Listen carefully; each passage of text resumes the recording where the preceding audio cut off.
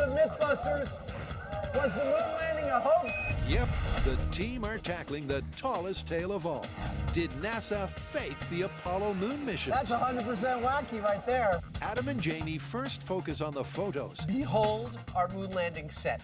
Do these stills prove Neil Armstrong took his small step in a studio? Taking the shot. Then they investigate the myth that to fabricate the classic look of lunar landings, NASA simply slowed down the film. And finally, Cary, Grant, and Tori Oh my God. These are all vacuum chambers? take on claims that in a vacuum, flags don't flap and foots don't print. Your face, conspiracy theorist. Who are the MythBusters? Did you know what was lurking in your basement? Adam Savage This is the best cooking show ever. and Jamie Heineman. Is that beautiful or what? Between them, more than 30 years of special effects experience. Wow. Joining them, Grant Imahara, That was crazy. Cary Byron, Let's go. and Tori Belleci. Is this as disturbing as I think it is? They don't just tell the myths, they put them to the test.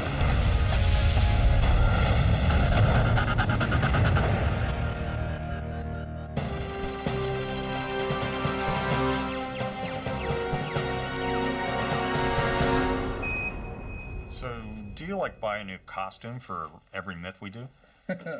Sometimes, but in this case, I had my own spacesuit in my personal collection. Just brought it out because it was appropriate. Of course you did. Well, let me guess. We're doing what? Moon landing myths? We are! Perhaps one of the biggest myths of all is that NASA faked the moon landing and perpetrated a hoax on the American people. So pervasive is this myth that 20% of Americans today still believe it, and we're taking it on. Well, how are we going to do that? The number of claims are massive. I mean, they range from photographs to heat signatures to footprints. I know there's a lot of them. I think what we should do is cherry pick the most common ones and piece the truth together as best we can. Like a jigsaw puzzle. Exactly. This is launch control. We passed the 6-minute mark in our countdown for Apollo 11, the flight to land of the first men on the moon. Good luck and Godspeed. 10, 9, ignition sequence start. On July the 16th, 1969, Liftoff. We have it. the world watched, wondered, and worried as 3 brave astronauts headed for the moon. Moving Houston, thrusters go. All engines, you're looking good. Then 5 days later came that extraordinary moment in time Houston has landed. when Neil Armstrong took those first tentative extraterrestrial steps. It's one small step for man, one giant leap for mankind. 11 men followed in Armstrong's footsteps, each stride filling the earthbound audience with pride and confidence in scientific endeavor. What a view, isn't it, John? It's absolutely unreal. But did we really leap into the future? Or were we pushed into believing a giant PR stunt? Did NASA pull off the greatest cover-up in human history? Oh, yeah, perfect. Growl like a tiger. Mew like a kitten. Guess what our first myth is? Still photography? Yes!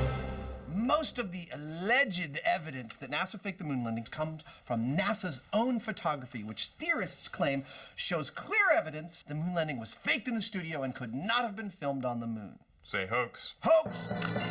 So these are the photos the guys will focus on. According to Apollo hoax advocates, this shot was taken in a studio because the shadows are not parallel. Supposedly, that's something that could only happen with multiple light sources. Then there's this image of an artfully lit astronaut. Conspiracy cheerleaders claim if he really was standing in the shadow of the moon module, you wouldn't be able to see him so clearly. You know what? Let's do parallel shadows first. How do you want to test it? Oh, I think we should do a large miniature because we can test the placement of all the various elements. It's kind of a complex thing. Yeah, we need a lot of control over those elements. Exactly. All right, let's do it. So, first up, the guys need a single, super-sized light source to stand in for the sun. A I'd like to introduce you to your son. And Bright Spark Adam has found a monster studio light That's pretty bright. to illuminate the experiment. Over here, I look like one of the aliens in Close Encounters. That's the solar. Now for the lunar. Cue the build montage, because Jamie's making a moon. I've got a good first start on my lunar set. It's just spandex and, let's see, Portland cement with a little bone black, which is basically black powder. As luck would have it, we just happen to have one of these sitting around the shop, and it's perfect for a miniature set. It's 1/76th scale. Ah, that could not be better. What do you say we turn on the lights and see what our shadows look like? Yeah, let's see the light. Let's turn it around. I'm spinning around. Watch your eyes. What do you think? Works for me. We've had the lights, and there's been plenty of action. So where's the... This is the camera that we're going to use. It's a Hasselblad that's very similar to the one that was used on the moon, except that we put a digital feed out the back so that we can look at the images in real time on a monitor and make comparisons to the original shots. All right, with our sun in place, man, in addition to looking totally freaking awesome, it's pretty clear here, with the ship and the rocks both on a flat surface, that their shadows are totally parallel. And that is what the myth proponents say the NASA photo should look like. Instead, you can see the rock and landing module shadows are in different planes. Now we need to figure out what it would take to make them not parallel. Yeah, let's play with the topography underneath it and see what we can get. Conspiracy theorists say there's only one explanation for this. 2 light sources. And since there's only one light source on the moon, and that's the sun, That's really kicking it forward. this has to be shot in a studio. We're positing that it's the topography of the moon causing these shadows of the rocks to look like they're not parallel, when in fact they are, and that's what we're trying to imitate here. It's all just about adjusting this directly to the light. What Adam and Jamie have done is simply give the miniature lunar landscape some realistic contours and imperfections. That's perfect. Is it? Yeah. And the shadows appear to move out of their parallel path. And Adam, happy, Dude, your setup looks perfect. takes his snap. Take in the shot. So I can hear what you're saying. You're saying, but you guys replicated the moon shot on a set and you're special effects artists. In fact, you're exactly the guys they would have hired to do this kind of thing in the first place. That's not the point. The point is we're addressing the specific claim by conspiracy theorists that this photo has only one explanation, and that's 2 light sources. We've demonstrated here 2 shadows which are parallel from a single light source, which we've made look far off parallel using only the topography that they're sitting on. And I guess that means it's busted. Totally busted. You can achieve shadows that do not look parallel from a single light source.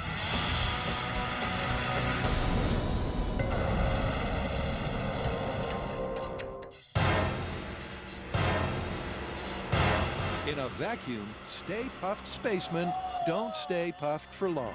That's what happens to you in space if you don't have a spacesuit. Oh, it's like a raisin. Well, as much as I love busting out the vacuum chamber, what does the marshmallow astronaut have to do with the moon? Okay, well, as we know, the surface of the moon is a vacuum. And some of the conspiracy theories contend that the moon landing footage is fake because some of the things that they did are impossible to do in a vacuum. That's right. There's the one theory about the flag. A lot of people think it looks like it's flapping in the wind. Now, that would be impossible in a vacuum because no air, no wind. Someone actually told me a good one about the footprints. The idea is that the astronauts couldn't leave such distinct footprints on the moon because there's no moisture in a vacuum, and the moisture is what hold the footprint together. So how are we going to test this one? I think we're gonna need a bigger vacuum. And like way more marshmallows. These vacuum theories are some of the more convincing in the conspiracy canon. After all, it appears logical that the breeze that fluttered the flag just couldn't be there on the moon. And anyone who's taken a walk on a beach knows only wet sand leaves a definite footprint. So with no moisture on the moon, then these images must be fake. Okay, so we're gonna have to replicate the conditions of the moon as close as possible here on Earth. Well, I think the closest we're gonna get are the vacuum chambers in Alabama at NASA. Yeah, but we're not allowed to go into the vacuum chamber. So the experiments that we make, they're all going to have to be operated remotely. Okay, well, I'd like to do the flag test and build it to the original NASA specifications and then figure out some way to turn it like the astronauts did. All right, well, I'm going to take care of the footprint myth. I was wondering if you could help me with an experiment to demonstrate the whole theory behind this myth. Boys, don't fight. Plenty of me to go round.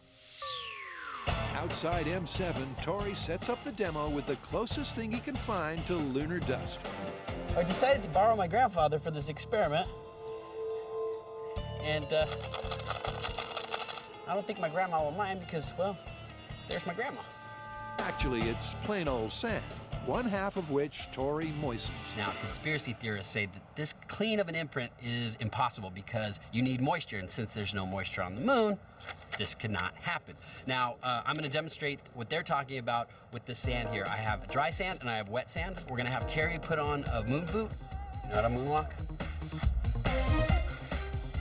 Okay, so the answer is no. She's going to step in both, and we're going to see what kind of impression is left behind. Okay, ready? Yep. All right, do the wet. The wet sand is definitely cleaner than the dry sand. Yeah, you've got some really good hard lines in the wet sand. Yep, the moisture makes the difference. Without it, the imprint is indistinct and nothing like Buzz Aldrin's famous bootprint. Now all we need to do is go to the moon, try this for real. I'm just kidding, we don't have the budget. To the moon, Tori! To the moon!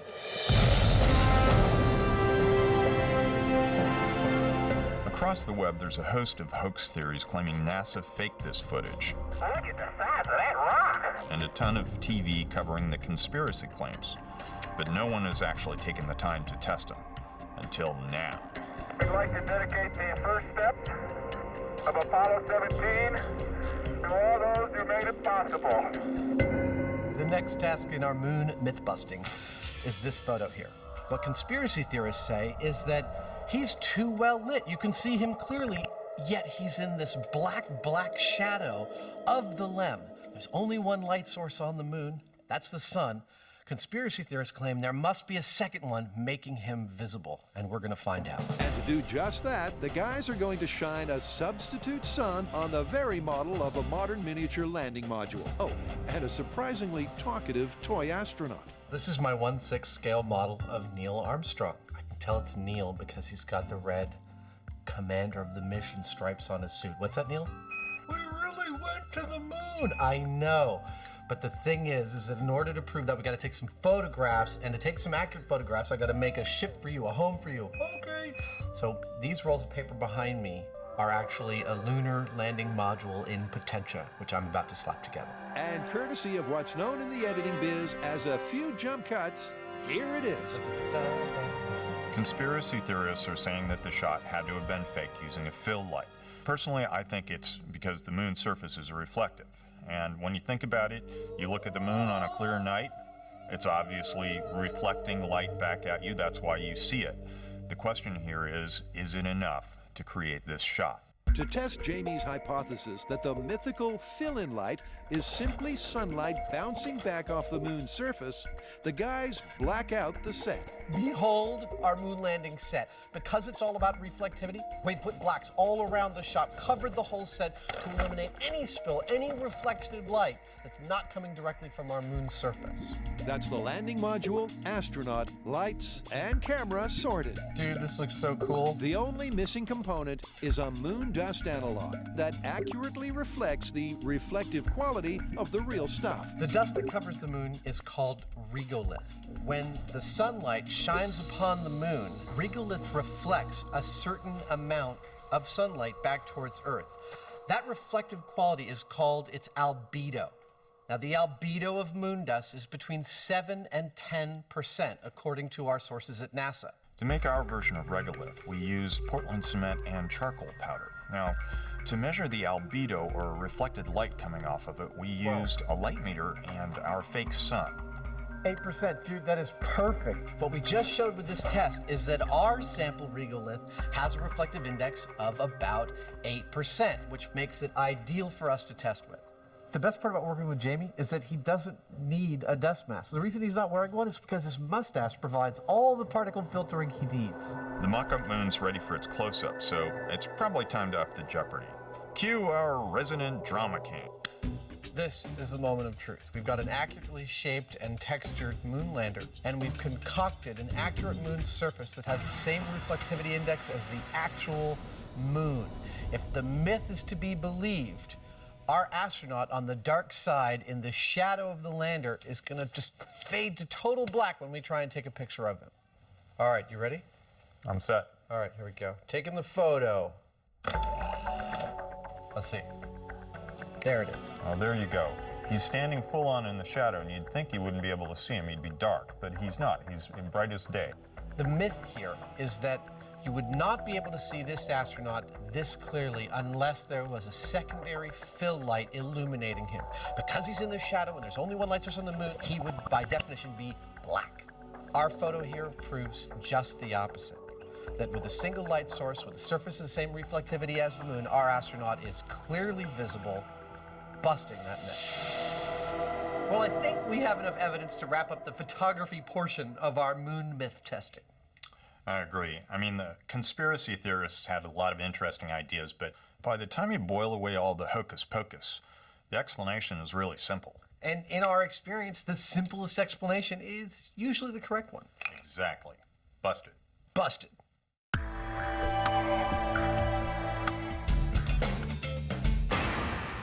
Cary, Grant, and Tori are taking on tales from Moon Hoax HQ. Conspiracy theorists believe the vacuum in space means these footprints are fake, and that flag shouldn't be flapping. This whole idea that the conspiracy theorists have is based on the fact that there is no wind or atmosphere in a vacuum, nothing to blow the flag around. And they would be right about that fact. Sorry. The shaft is a little tight in the hole. My belief is that the astronauts moved the flag around as they were planting it in the surface of the moon, and that momentum is actually what they saw as a breeze. So to test this, I'll be building a replica of the lunar flag assembly, and then we'll put that in a vacuum, and I'll build a mechanism to rotate it the same way the astronauts did. Then we'll see if we get the same flapping motion. With the remote-controlled flag waver and footprint maker almost complete, Cary, inspired by footage from the Apollo 15 mission, adds one more test to the agenda. The really cool thing about a vacuum is that since there's no air resistance, something as light as a feather is going to drop the same rate as something as heavy as a hammer. So I should be able to put these in the vacuum and see them both hit the ground at the same time if it is a true vacuum. In my left hand, I have a feather. In my right hand, a hammer. Commander David Scott carried out his famous test to prove Galileo's hypothesis that all objects are affected equally by gravity. With no air resistance, they should fall at the same speed. How about that? Mr. Galileo was correct. So, as a control to confirm visually they're working with a vacuum, Cary rigs a clamp to drop them at the same time. And with both remote-control devices ready to go, the team heads for the George Marshall Space Center in Alabama. Oh my God. So these are all vacuum chambers? How great is that NASA is opening their doors to let us come in and test this myth? That's how confident they are that this is a myth. All right, close the door. Let's see if we can pull our feelings out. You know, I heard this was actually a fuel tank from a Saturn V rocket that they converted into a vacuum chamber. They're just like us. They recycle their old stuff. And to show us their recycled stuff is NASA vacuum technician Michael Terry. So you know how to use this thing. Oh, yeah. And you're actually going to let us use it. Yeah, I think I will. Let's just be careful. He's obviously never seen the show before.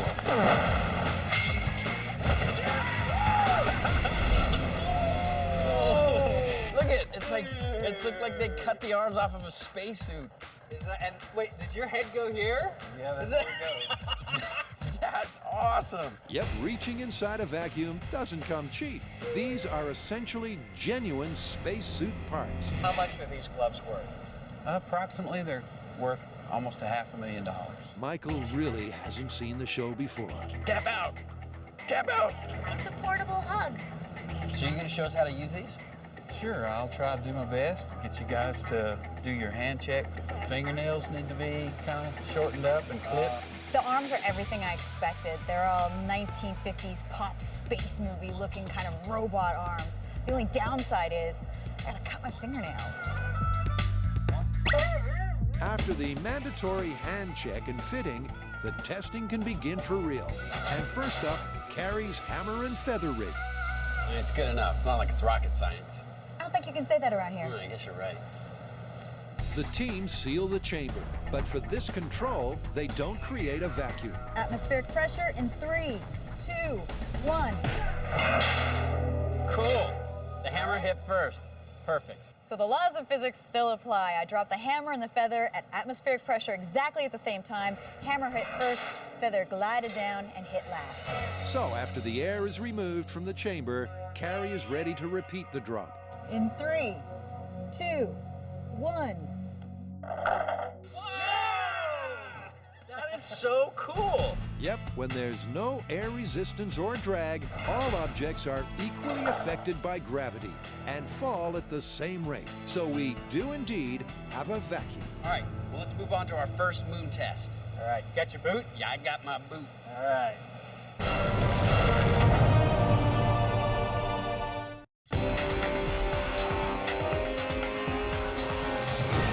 You know, one of the other ways that conspiracy theorists claim NASA botched up their faking of the moon landing is evident, they say, in the movie footage of the astronauts jumping around in the moon's gravitational force. They say it was all done with camera trickery. Like messing around with the frame rates and stuff. Yeah, which falls into the category of special effects, which should be a cinch for us to test. I agree. Let's do it. The myth states that this famous footage was faked by slowing it down. The astronauts are simply skipping around on a film set in slow motion. So are these iconic images full speed fact or slow motion fake? Specifically, what are the conspiracy guys saying? Well, they're claiming that when you look at the footage of the astronauts hopping around slowly in the moon's gravitational field, which is 1/6 that of Earth, that movement was achieved not by going to the moon, but by using a special camera which filmed the astronauts at a higher speed than normal, so that when it was projected back at a normal frame rate, the astronauts' movements were slowed down, imitating the way it would look on the moon. Well, we should do exactly that and see what it looks like. That's exactly what I was thinking. Let's do it. And to recreate their very own moonwalk, they're back at the Alameda Naval Base and Building 24. You ready? Ready as I'm gonna be. Here they've been wet and wild while running in the rain. I gotta tell you, I'm pretty happy about this thing right now. They've gone up like a lead balloon It's time to burn for science. and blazed a burning trail. But this time, they're shooting for the moon. So, welcome to Mission Control. Here at Command Central, we're going to take as our jumping off point in testing this myth, NASA's actual footage of the moon landing. We're going to try and replicate several of the gestures we see the astronauts doing on the moon. And the three we've narrowed it down to are jumping straight up into the air. Come on out here and give me a salute. Big Davy salute. Off the ground, before. Skipping, which is a kind of a two-leg hop. Notice he puts both feet on the ground at the same time with each jump. And it looks like it's a really efficient way to move around. The third is just a straight leg-over-leg run. We're going to match the camera angle and match the technique supposedly used to fake it and see what we get. With those three actions and camera angles in mind, we can begin phase 1 of the test. As a point of comparison, Adam will simply recreate the myth. In full costume, he'll run, jump, and skip as if he's bounding around on the moon, and then we'll slow down the tape and take a look. This is called the Snoopy cap. It's the MythBuster motto. If it's worth doing, it's worth overdoing.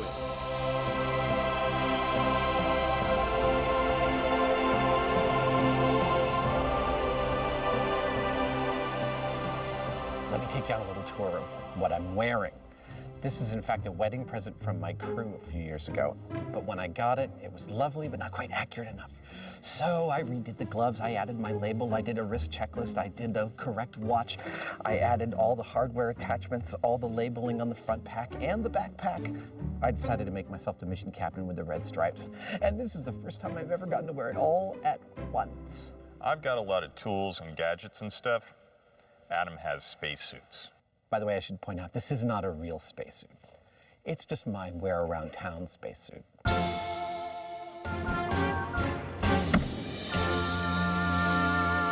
on out here and give me a salute. Cary Grant and Tori are tackling the moon landing hoax theories that involve a vacuum.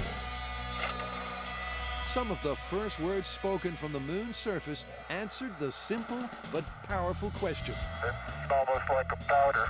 What did it feel like? I can see the footprints of my boots in the fine sandy particles. But did Buzz Aldrin really make such an impression on the moon?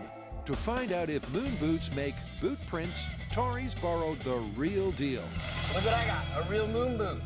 Wow. Isn't that cool? That looks just like Adam's. Yeah. So this is the actual article. Yep. Now all we have to do is put it on the moon stomper, smash it in some dust, and see if it leaves a footprint. This conspiracy theory is pretty interesting.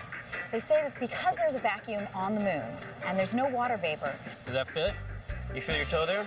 you can't leave a clear imprint from your boots the way they did in the photos from the lunar landing.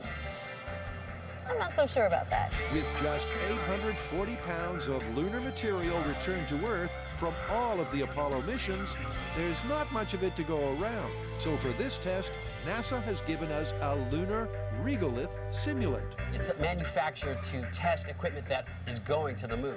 It's very similar to lunar dust in the fact that each particle is very sharp.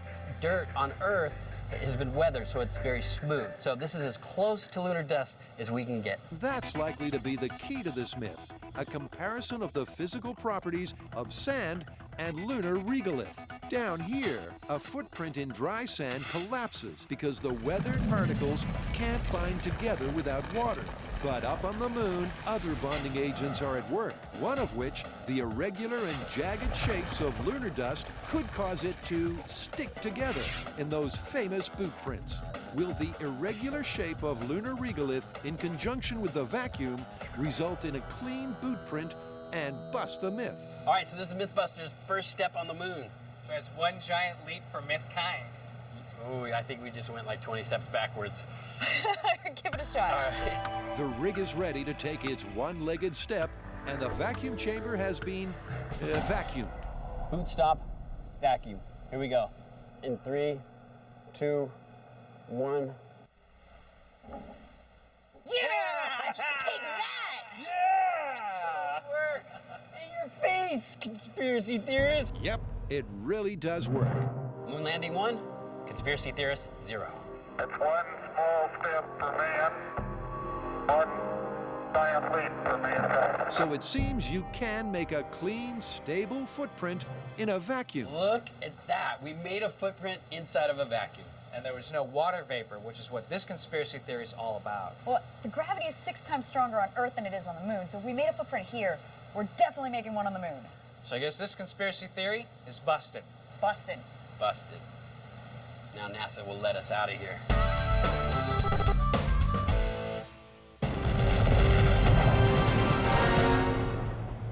We choose to go to the moon in this decade and do the other things, not because they are easy, but because they are hard. John F. Kennedy started the race to the moon in a speech he gave in 1961, famously challenging the nation's finest minds to shoot for another world. Less than a decade later, they succeeded, and eventually 12 astronauts left their mark on the moon's surface. Or did they? To find out, Adam and Jamie are testing the myth that to fake the footage, NASA filmed it in a studio and then slowed it down. Now, I've seen the movement. I'm going to try and practice jump here. And to test that claim, Adam and Jamie will do exactly the same. By recording at 48 frames per second and playing back the tape at the regular 24, you get beautifully smooth slow motion. All right, do the run. With this effect, Adam's movements do have a certain weightless quality. But to be sure if it's the technique NASA used, we have to simulate 1/6 gravity, repeat the 3 actions, and then compare the footage. Now it's time to break out the gravity rig. And this was put together for us, purpose-built by Trapeze World. With years of experience in designing gravity-defying circus rigs, Trapeze World are the perfect guys for this job. So Graham, you got the rig all set up. How's it work? Well, we'll have Adam in a harness, which is attached to a set of bungees, which is then attached to a tracking system that allows us to move him forward and back.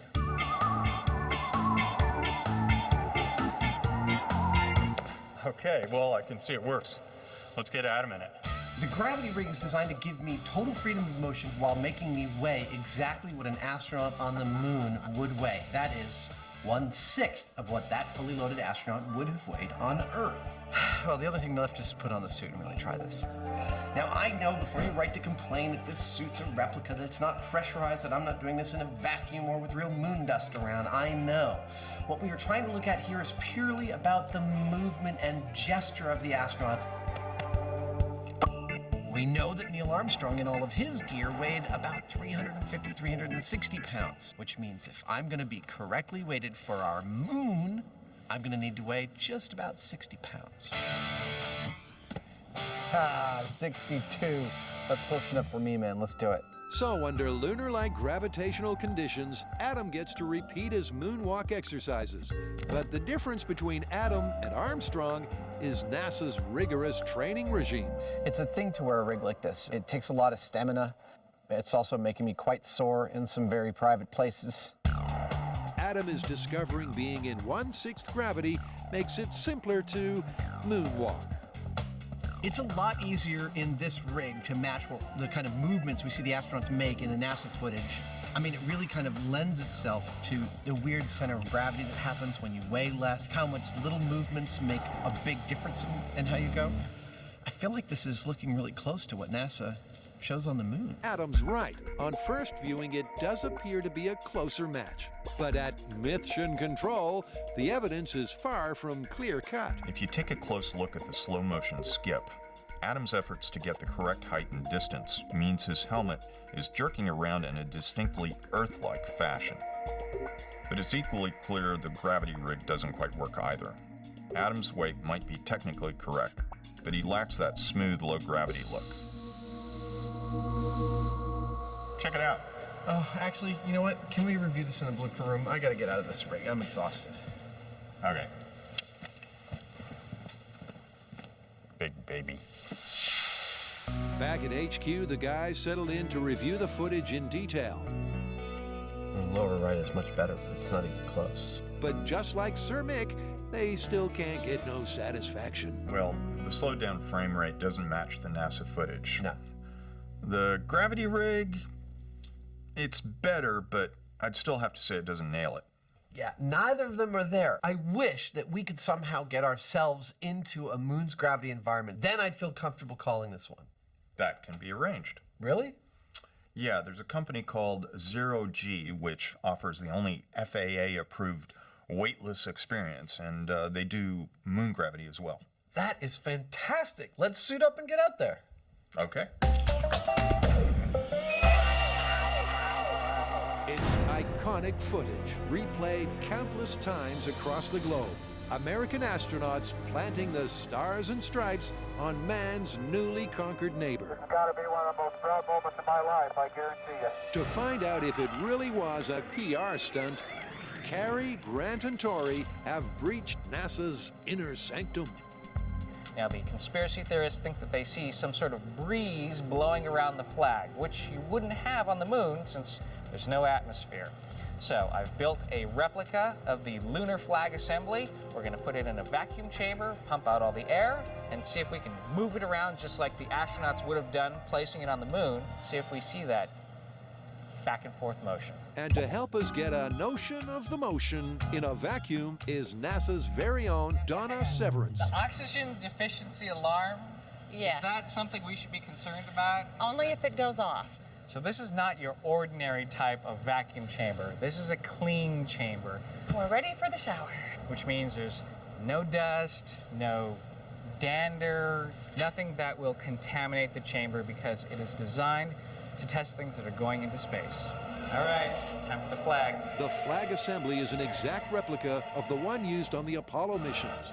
The horizontal rod specifically prevents the flag collapsing in a windless environment. Hey, Grant, this is your first rig in space. I gotta go. First up, to confirm the rig in space is working, is the all-important control. You guys ready? Yeah. All right, this is the control at regular atmospheric pressure. And I'm just gonna shake the flag as if I were an astronaut planting it in the surface of the moon. All right, ready? Be the astronaut. Here we go. 3, 2, 1. All right, it's moving. And ready? As expected, the momentum of the twisting and turning quickly dissipates, and the flag is stationary in no time at all. Okay, I guess we put a vacuum on it and see what happens. All right, let's start sucking the air out. So vacuum tech Donna turns on the pumps, and with the air removed, the guys get ready to plant the stars and stripes. Okay, here we go. This is flag waving test in a vacuum. Okay, planting it on the surface of the moon, and stop. Oh, it's moving a lot. Hey, It's moving a lot. that's moving a lot. I mean, Still moving. That's awesome. there you go. Without drag or friction from the air, the momentum of Grant's planting action lasts for a surprising amount of time. Could be mistaken for a breeze, Yeah. but it's lower air resistance. Comparing it to the control in regular atmospheric pressure illustrates that theory beautifully. And if there was still any doubt, it looks almost identical to the NASA footage. So in the vacuum, the flag moved, not just a little bit. It actually moved quite a bit. So that proves you don't need wind in order to move the flag in a vacuum. So unless someone finds a shot of the flag flapping without an astronaut manipulating the flagpole, it's myth busted. We've come all the way to Alabama to NASA to find out once and for all if the conspiracy theorists were correct. Where are we at? Well, we showed that a moon boot can make a footprint in lunar dust inside of a vacuum. So that one's busted. And momentum alone will keep a flag waving in a vacuum. You don't need any wind. So NASA 2, conspiracy theorists 0.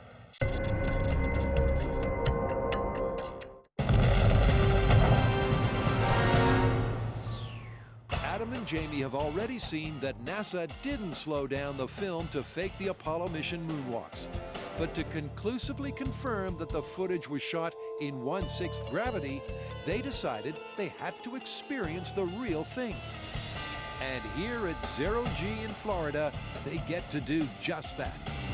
Well, in order for us to do this accurately, we need to be properly weighted. Since 0G is providing us with the moon's gravity, 1/6 Earth's gravity, I need to have the exact amount of equipment weight on me that the original Apollo astronauts had on the moon. And that's about 180 pounds of stuff. And it's uncomfortable. Adam struggling with the excess baggage. This is unpleasant. Jamie, on the other hand, Oh, yeah. is keen to display his alpha male status. A status damaged after being forced to join Adam playing dress-ups. I never thought I'd see the day. With the weigh-in complete, it's time for the pre-flight briefing with in-flight info from 0G's Elizabeth Underwood. Elizabeth, now that we're just about to go on, I want to know how good a simulation of zero gravity is this? It's not a simulation at all. It is the real deal. It's the exact same technique that NASA's been using to train their astronauts for the last 50 years. And it works like this. A series of parabolic arcs will give the passengers the physical sensation of weightlessness. And just for us, the pilot will adjust the angle of the parabola, making the microgravity in the cabin an exact match to the moon's gravitational pull, which just leaves the guys to step up, strap in, take off, and suit up. I look good, right? I look damn good. So right now, I'm loaded up with an extra 180 pounds on my body. In a few minutes, we're gonna actually get to try this out in moon's gravity, and I gotta tell you, I can't wait. This is a heavy suit. Adam doesn't have to wait long because the guides soon have everyone into position for the first pass. And as G-Force 1 gently arcs into its dive, Ah, that feels cool. Adam and Jamie Oh, here it comes. know what it feels like to walk on the moon. Whoa! Wow!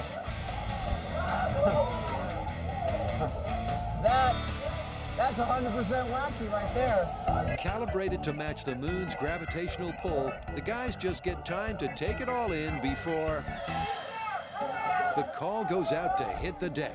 Because as the plane begins to pull out of the dive, the G-forces go into the positive. There is a cost to being weightless. The other end of the roller coaster, you've got almost twice Earth's gravity.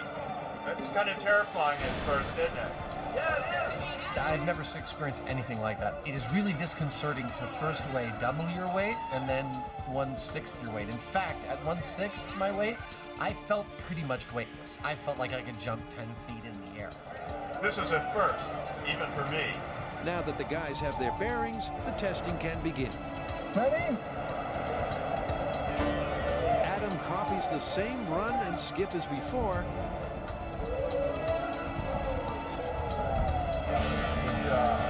This time leaving out the jump because of height restrictions in the cabin. The movement felt totally natural as soon as I started doing it. And all the NASA footage makes sense to me now. The skipping they did is a totally efficient way to move in that gravitational pull. I couldn't think of a better confirmation for the NASA footage than trying this myself. When Adam was walking or running, he was experiencing the exact same thing that Neil Armstrong would have on the moon. It was 1/6 Earth's gravity. Adam did a great job with the bungee cords. It looked pretty convincing, but being here on this plane in microgravity and watching him, it's totally different. Nothing really compares to what we saw here on this plane, so as far as I'm concerned, they went to the moon. Dude, that was awesome. We have been very thorough here.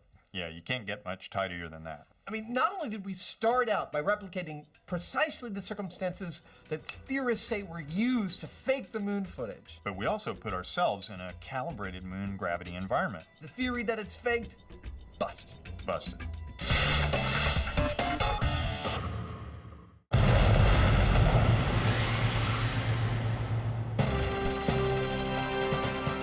When the team began their lunar lunacy jigsaw puzzle, Say hoax. Hoax!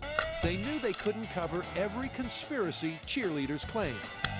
This is the moment of truth. But the few pieces they have put in place That means it's busted. Totally busted. tell the same story. Face, conspiracy theorists. With the fat lady waiting impatiently in the wings, there's time for just one final test. And not just any old test, but the ultimate proof of man's moon mission. To really put the final nail in the coffin, we should build our own rocket, which we've done before, and go to the moon, collect some of the Apollo hardware that was left there, and come back and we'll prove that man actually was on the moon. I wish we could do that. I have, however, the next best thing. What's this? A reflector. In fact, it's called a retroreflector, made up of many tiny prisms just like this. And did you further know that the Apollo astronauts were nice enough when they visited the moon to leave several of these on the surface so that Earth-bound scientists could point lasers at it and gather information about the moon? So what you're saying is that we get a really big laser and point it at the reflector on the moon, and if we get a signal back, that means that we were in fact there. Precisely. Okay, it breaks down like this. A retroreflector bounces light back at the light source, regardless of the angle. This differs from a mirror where the angle of incidence has to be perpendicular. So, if there was a retroreflector on the moon, and we knew its exact location, and we had a powerful enough laser, Say hoax. we could detect the reflection and prove there is man-made equipment on the moon. What are we supposed to be doing? Technically, we're supposed to have a conversation about where we are. Oh, you mean like the Apache Point Observatory? This thing right here is the Apache Point Observatory. What a view. And these guys have the tools that we need to put the final nail in the coffin on the moon landing hoax. Yep, up here in the Sacramento Mountains, New Mexico.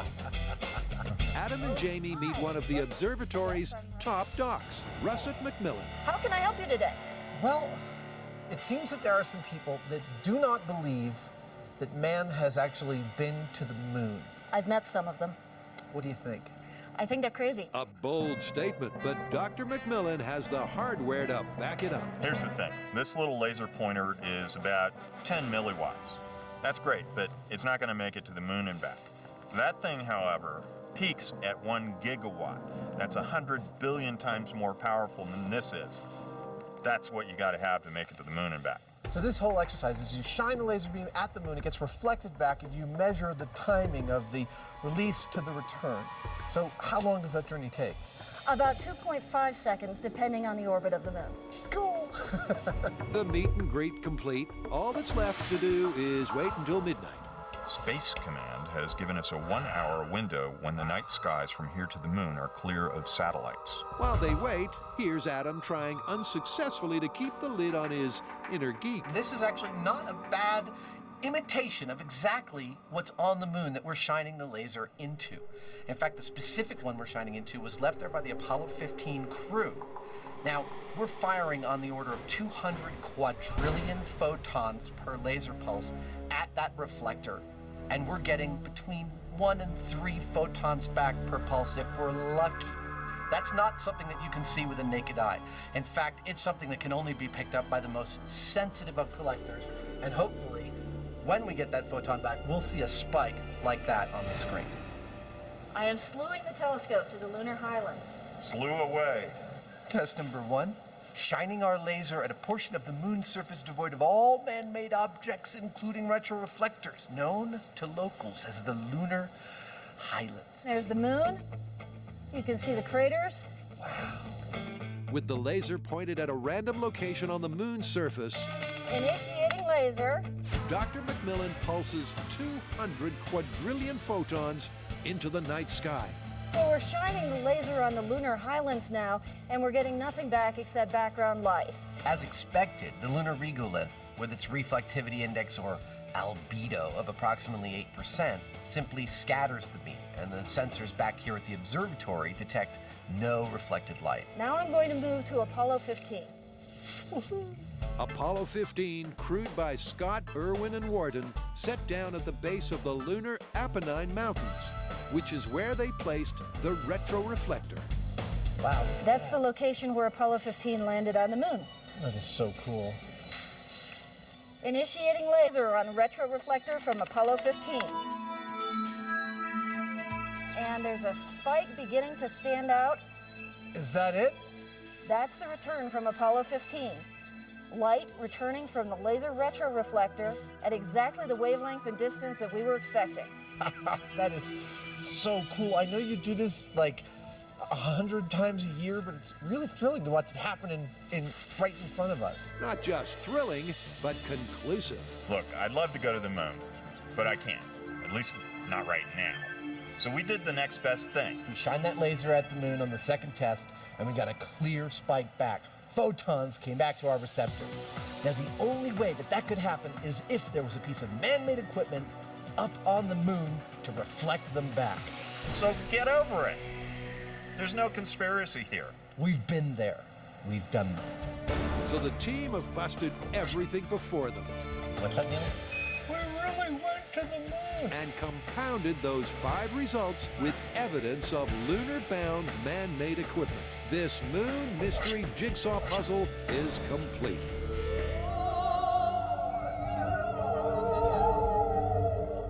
A lot of people ask us when we're going to run out of myths, and the fact is we haven't run out yet, and it's thanks to viewers like you that are logging on to discovery.com/mythbusters and posting your ideas. So if you've got some, post them. We might just use them.